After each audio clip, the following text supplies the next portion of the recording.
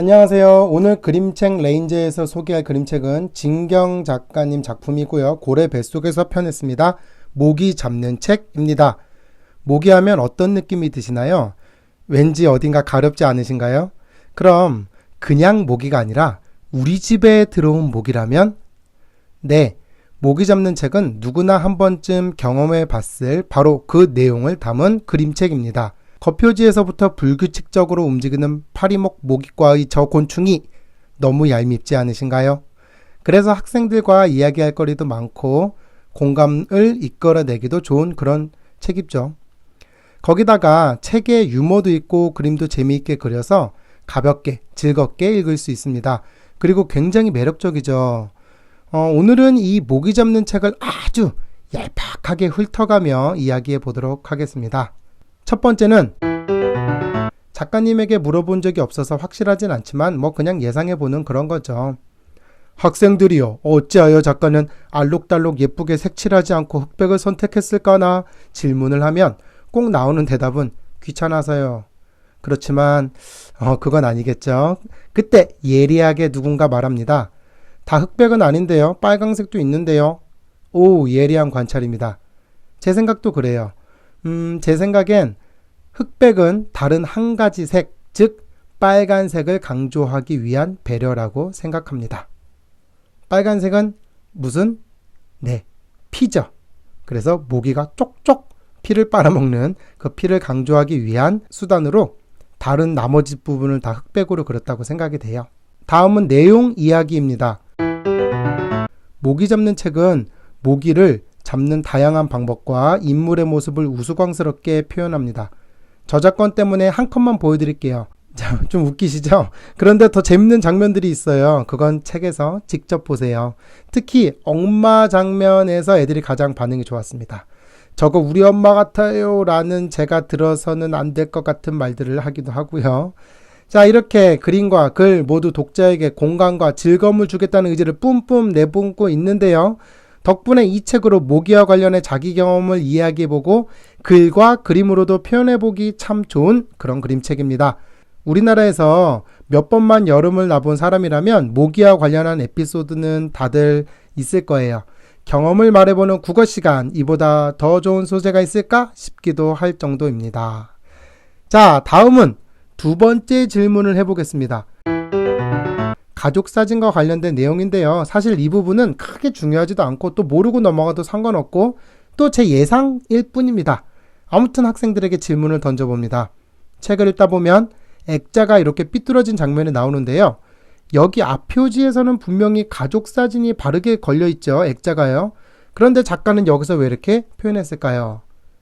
아마도 엄마와 아빠의 싸움으로 인한 불화를 나타내는 거겠죠.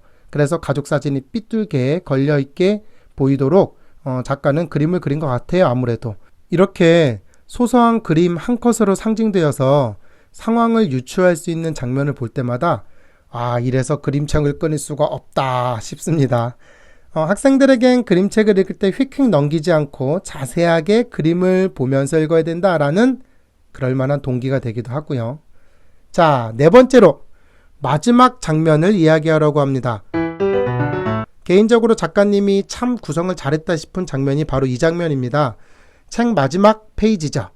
문이 열려있고 어두운 바깥이 보입니다. 우리는 자연스럽게 시선이 문 바깥 어두운 부분을 향하게 됩니다. 저곳엔 어떤 장면이 있을까 상상하게 되죠. 학생들에게 살짝 물어봐도 좋을 장면입니다. 그리고 페이지를 넘기면 뒷면지가 나오죠.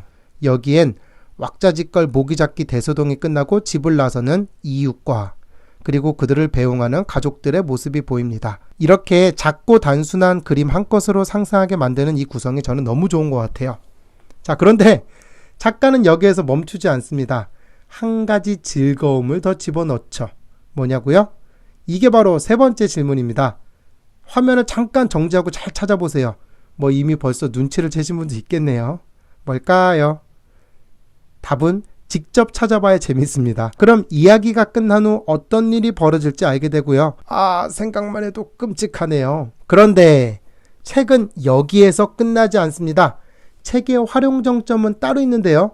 이제 오늘 마지막으로 제가 할 이야기가 나오네요. 바로 뒷표지죠. 우리가 뒷면지까지 봤으면 이제 뒷표지를 볼 차례거든요.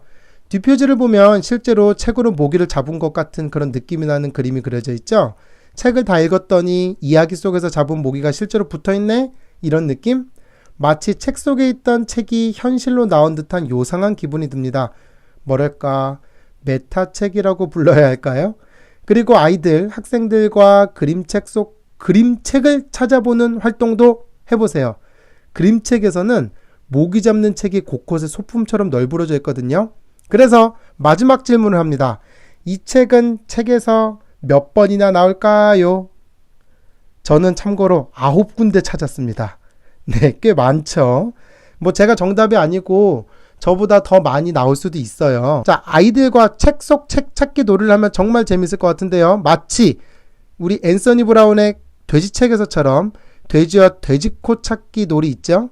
네, 그것처럼 재밌습니다. 이렇게 모기 잡는 책은 모기를 잡는 내용이라 지어진 제목인 동시에 실제로 이야기 속에서 모기를 잡았던 책이라는 그런 내용도 함께 중의적으로 표현되어 있는 것 같습니다. 자, 이런 메타 요소를 넣은 진경 작가님의 센스에 왕따봉을 드리겠습니다. 드디어 여름! 모두 모기 조심하시고 행복한 여름 되세요. 다음에 만나요. 안녕!